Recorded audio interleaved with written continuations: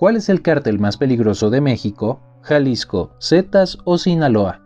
Saludos, comisarios. Bienvenidos a un nuevo video. Hoy nos sumergiremos en uno de los temas más intrigantes y debatidos. ¿Cuál es el cártel más peligroso de México? Entre los titanes del crimen organizado como Jalisco, los Zetas y Sinaloa, exploraremos sus historias, influencias y actividades que los han llevado a ganar notoriedad en el mundo del narcotráfico. Prepárense para un análisis profundo y revelador. Sin más que decir, empecemos. Los Zetas, surgidos como el brazo armado del Cártel del Golfo, se convirtieron en una de las organizaciones criminales más brutales y violentas en la historia de México. Su ascenso a la notoriedad comenzó a finales del siglo XX, alrededor de 1998, cuando Osiel Cárdenas Guillén fue nombrado líder del Cártel del Golfo. En ese momento estableció contacto con Arturo Guzmán de Sena, un exagente del ejército mexicano que desertó en 1997.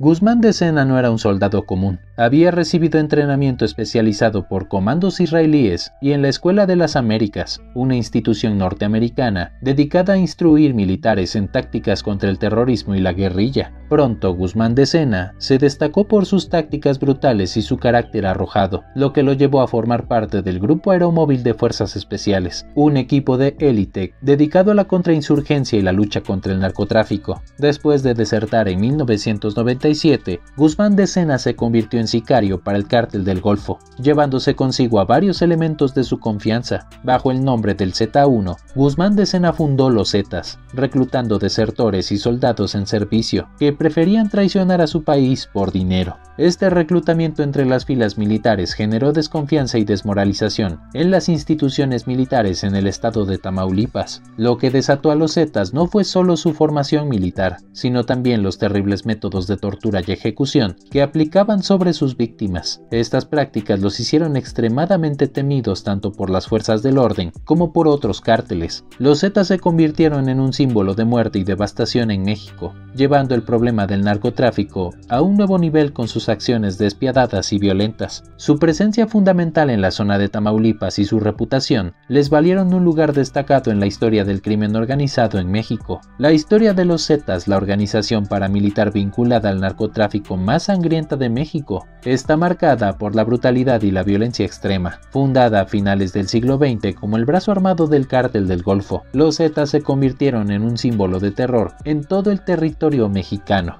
Arturo Guzmán de Sena, conocido como el Z1, fue el fundador y líder inicial de los Zetas. Guzmán de Sena, un exagente de la élite de las Fuerzas Especiales Mexicanas, reclutó a desertores y soldados en servicio para formar un ejército de sicarios altamente entrenados. La reputación de los Zetas se cimentó en su crueldad y método de tortura, lo que los hizo temidos tanto por las fuerzas del orden como por otros cárteles. Sin embargo, la influencia de los Zetas sufrió una serie de golpes importantes. En 2002, Guzmán de Sena fue ejecutado por las fuerzas federales mexicanas en un restaurante en Matamoros. Posteriormente, en 2003, Osiel Cárdenas Guillén, líder del Cártel del Golfo y aliado de los Zetas, fue detenido y apresado. Tras la detención de Cárdenas Guillén, Heriberto Lascano, alias Z3, asumió el liderazgo de los Zetas. Los enfrentamientos con otros cárteles, especialmente con el Cártel del Golfo, llevaron a los Zetas a separarse de su antiguo patrón y emprender una guerra que sacudió a todo México. Los Zetas se convirtieron en una amenaza global, siendo comparados en peligrosidad con organizaciones criminales de renombre internacional. La violencia desatada por los Zetas alcanzó niveles extremos, como el secuestro y ejecución de músicos en Tamaulipas, lo que generó repudio y persecución tanto a nivel nacional como internacional. A medida que las fuerzas del orden intensificaron sus operaciones contra los Zetas, la organización se fracturó internamente,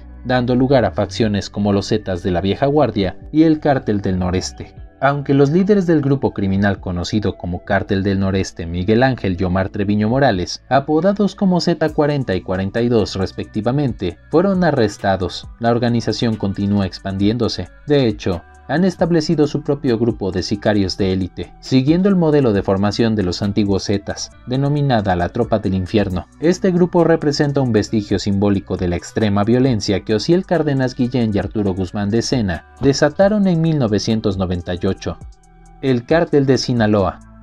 Durante décadas, México ha sido víctima del devastador negocio del narcotráfico, controlado por poderosas organizaciones criminales conocidas como cárteles, cuya influencia se ha expandido globalmente mientras compiten por dominar cada vez más territorios del mercado ilícito. Uno de los destacados y peligrosos entre ellos es el Cártel de Sinaloa, un vasto imperio cuyo surgimiento se remonta a la década de 1960, pero que consolidó su poder a partir de 1987. También denominado como el Cártel del Pacífico, este sindicato del crimen alcanzó la cima del negocio internacional de la droga gracias a figuras legendarias como el Chapo Guzmán, Ernesto Fonseca Carrillo y Miguel Ángel Félix Gallardo, quienes establecieron sólidas bases en la producción y distribución de narcóticos entre México y Estados Unidos. A lo largo de una historia sangrienta que abarca casi 6 décadas, el Cártel de Sinaloa se ha fragmentado en diversas facciones que compiten por el control y la influencia. Y la reciente detención de uno de sus últimos líderes, Iván Guzmán, conocido como el Chapito, ha exacerbado estas divisiones. Únete a nosotros en un nuevo episodio de Militarmente para explorar la historia del Cártel de Sinaloa y especular sobre su posible futuro tras la captura de su último líder a nivel federal. Aunque el cártel fue oficialmente fundado en el 87, su origen se remonta a la década de 1960, cuando un individuo decide establecer rutas para el tráfico de marihuana y opio a través de la frontera entre México y Estados Unidos. Pedro Avilés Pérez inició su carrera como narcotraficante utilizando a granjeros para transportar pequeños paquetes de drogas a través de la aduana estadounidense, la cual en aquellos tiempos no inspeccionaba minuciosamente los equipajes de mano. En pocos años los opiáceos y la marihuana se habían arraigado tanto en Estados Unidos que las autoridades promulgaron una ley para prohibir tanto la posesión como el consumo de estas sustancias. Ante esto, don Pedro expandió sus redes y se convirtió en el primer criminal en establecer rutas aéreas para el tráfico de drogas, eludiendo los controles fronterizos. Con la entrada de grandes sumas de dinero, don Pedro reclutó a más personas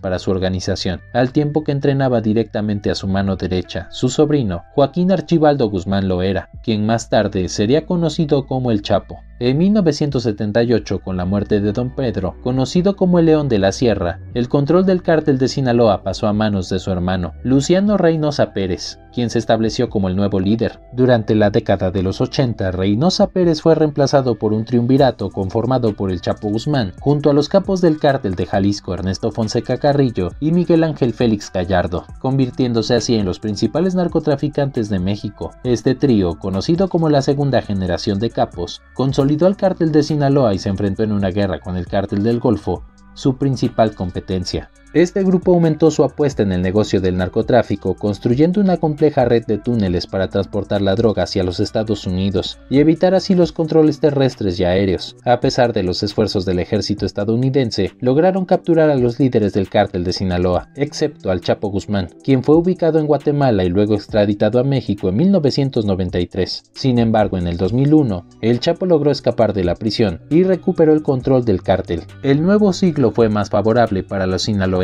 quienes extendieron su poder a la mitad de los estados de México y ampliaron sus redes más allá de las fronteras del país. La producción de drogas ya no es limitada a solo la región del norte cerca de la frontera, ya que el cártel estableció alianzas con el Clan del Golfo en Colombia y grupos disidentes de las FARC que les proveían de cocaína para transportar hasta los Estados Unidos. También establecieron vínculos con el Cártel de los Soles en Venezuela y construyeron puentes logísticos para colocar con otras organizaciones criminales como los Yakuza japonesa, la mafia china y exmiembros de la familia Luches de la Cosa Nostra neoyorquina. Hay quienes aseguran que el Cártel de Sinaloa llegó a estar involucrado en hasta el 70% del tráfico de drogas a nivel global, incluso llegando a operar en África Occidental. Los métodos del cártel son conocidos por ser algunos de los más sangrientos y brutales en el crimen organizado mexicano, especialmente durante el ascenso del Chapo Guzmán. Se dice que Guzmán llegó a contratar médicos para mantener con vida a un sicario del cártel de los Beltrán Leiva, solo para prolongar la tortura sobre su cuerpo. Los asesinatos, las fosas comunes y los enfrentamientos callejeros eran comunes en los estados del norte mexicano, desde brutales golpizas y ejecuciones hasta enterrar vivos a sus enemigos. Los hombres del Cártel de Sinaloa sembraron el terror en el corazón de sus adversarios. Por supuesto, tales operaciones no podían llevarse a cabo sin ganarse poderosos enemigos, incluidos otros cárteles rivales como el Golfo,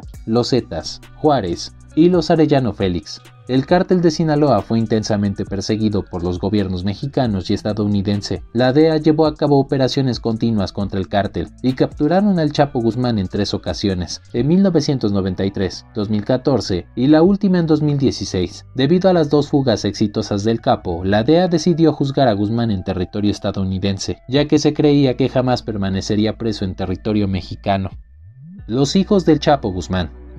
La captura del Chapo significó un quiebre en el liderazgo del cártel de Sinaloa, que se fragmentó en varias facciones en disputa por el poder. Aunque la mayoría de los efectivos y capos permanecieron leales a la rama principal liderada por los hijos del Chapo Guzmán, conocidos informalmente como los Chapitos, surgieron otras facciones. La segunda rama está bajo el liderazgo del Mayo Zambada, quien supuestamente colabora con el narco de narcos Rafael Caro Quintero, recientemente capturado por la DEA. Finalmente, la tercera rama está liderada por el hermano del Chapo, Aureliano Guzmán Loera. Estas últimas 2 ramas, con mayor experiencia, se han señalado como menos violentas y más inclinadas a la diplomacia y la negociación. Sin embargo, la división interna del cártel ha desencadenado cientos de enfrentamientos armados, atentados y muertes en al menos 17 estados mexicanos. El futuro de esta organización criminal aún está poco claro, especialmente después de la captura de Ovidio Guzmán, uno de los principales líderes entre los Chapitos, a principios de 2023 en Culiacán. El operativo de captura desató un día de violencia impresionante en la ciudad, con enfrentamientos entre miembros de cárteles y las fuerzas de seguridad, incluso en el aeropuerto de Culiacán, donde un avión comercial recibió disparos en su fuselaje. A pesar de los intentos de los terroristas armados por liberar a Ovidio Guzmán, este fue puesto bajo custodia por las autoridades mexicanas. Esta situación ha debilitado a los Chapitos, ya que Ovidio era ampliamente respetado y temido en todo México. Es probable que el cártel de Sinaloa se prepare para enfrentar más operativos del ejército contra ellos, ya que el gobierno de López Obrador está siendo constantemente presionado por Estados Unidos para actuar contra los cárteles. La DEA ha ofrecido una recompensa de $5 millones a quien pueda indicar el paradero de cualquiera de los hijos del Chapo Guzmán, lo que refleja la determinación de Estados Unidos para desmantelar la rama de los herederos de uno de los mayores narcotraficantes del siglo XX. Esta presión ha aumentado la violencia en varios estados mexicanos, con combates entre distintas facciones del cártel de Sinaloa y golpes propinados por cárteles enemigos. En caso de que los Chapitos caigan, el cártel de Sinaloa podría ingresar a una nueva etapa o incluso desaparecer y convertirse en una leyenda de los narcocorridos. El CJNG. El cártel de Jalisco Nueva Generación se ha consolidado como la organización criminal más poderosa en México, incluso superando al siniestro cártel de Sinaloa. Su influencia se extiende en al menos 23 de los 31 estados mexicanos y tienen operaciones internacionales en más de 50 países en todo el mundo. Desde 2017 el CJNG ha establecido una poderosa alianza con el cártel de Tijuana, controlado por los hermanos Arellano Félix, en un intento por recuperar el control de la ruta de narcotráfico hacia Estados Unidos a través de Tijuana, que en ese momento estaba en manos del cártel de Sinaloa. Esta alianza ha desencadenado una guerra brutal entre el CJNG y el cártel de Sinaloa, con miles de muertos y una amenaza constante para la vida de la gente en todo el noreste mexicano, así como problemas en Colombia y Estados Unidos. El origen del CJNG se remonta a 2007, con la formación de un grupo conocido como los Matazetas, quienes se autodenominaron así debido a su objetivo de eliminar a los miembros de los Zetas, a quienes consideraban perjudiciales para el negocio debido a su actitud terrorista y asesina. Los Matazetas ganaron notoriedad después de la difusión de un video en el que mostraban brutalmente el interrogatorio y tortura de 4 exagentes de las fuerzas mexicanas que confesaron ser miembros de los Zetas. Con el tiempo, este grupo se convirtió en el CJNG, uniéndose principalmente al Cártel del Milenio, que operaba como aliado menor del cártel de Sinaloa. Dentro del cártel del Milenio, una figura emergente era Nemesio Ceguera Cervantes, más conocido como el Mencho. En 2009, tras la pérdida de sus 2 líderes, los hermanos Valencia, el Mencho tomó el control del cártel. Al año siguiente, el cártel de Sinaloa sufrió un golpe con la muerte de su líder, Ignacio Nacho Coronel. Esto provocó rupturas dentro del CDS, y entre las nuevas facciones surgió el cártel de Jalisco Nueva Generación, liderado por el Mencho, quien aprovechó gran parte de la estructura previa del cártel del Milenio. Inicialmente el Mencho contó con el respaldo de Sinaloa, pero pronto comenzó a competir con el grupo del Chapo Guzmán por el control del narcotráfico en todo México. Ante la abrumadora estructura de Sinaloa, el CJNG buscó alianzas, como con los Queenies, capos en el negocio de la metanfetamina,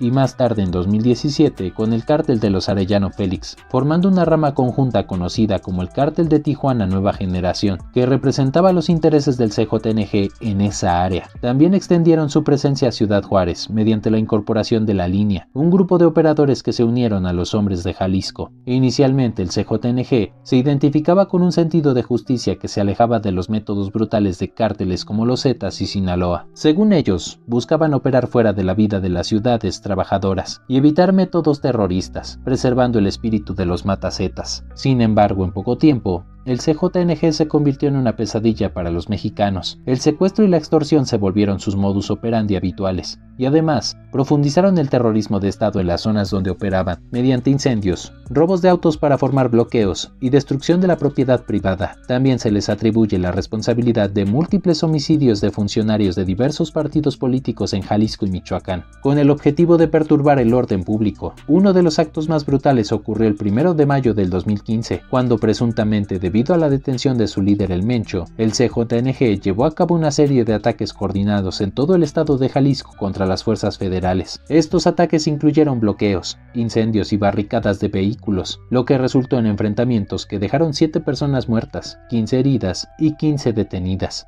Durante estos enfrentamientos los sicarios derribaron un helicóptero de la Fuerza Armada Mexicana, matando a 3 militares a bordo. Se sospecha que meses antes el CJNG había lanzado un ataque sorpresa contra agentes policiales, matando a 15 de ellos. Estos incidentes también demostraron la enorme extensión del poder de la organización, ya que los ataques se viralizaron por todo México, causando interrupciones en los sistemas de transporte público y obligando a los gobernantes a esconderse por motivos de seguridad. En 2018, otro enfrentamiento entre las fuerzas de la ley y el CJNG dejó 4 policías muertos y 3 heridos, mientras que el cártel perdió a 3 de sus hombres. En 2019 la violencia afectó nuevamente a la población civil cuando sicarios del grupo atacaron un bar durante la celebración de un cumpleaños, dejando 14 personas muertas en lo que se conoció como la masacre de Minatitlán. A finales de 2019 y principios de 2020 se llevaron a cabo varios ataques contra figuras políticas de las fuerzas policiales, incluyendo balaceras contra casas particulares y autobuses. Tras la crisis del COVID-19 estalló una guerra entre el CJNG y los grupos Los Viagras, dejando 12 muertos entre otros conflictos que continúan hasta hoy.